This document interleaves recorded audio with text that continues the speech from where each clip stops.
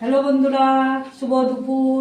আজকে দেখো আমাদের বিবাহ বার্ষিকী, তাই আজকে আমি মায়ের কাছে চলে এসেছি। মায়ের বাড়িতে ভাত খেয়ে এখানে খাওয়া দাওয়া করবো, তাই একটু মাকে প্রণাম করে নিচ্ছি।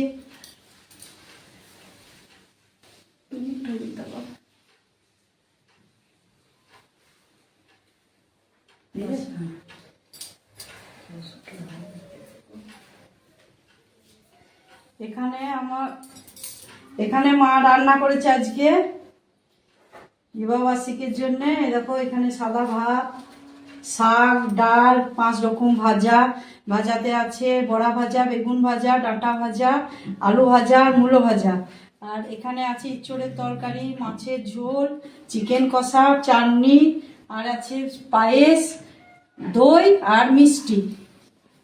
কেমন হলো আজকে আমাদের রান্নাগুলো কমেন্ট করে জানাবে।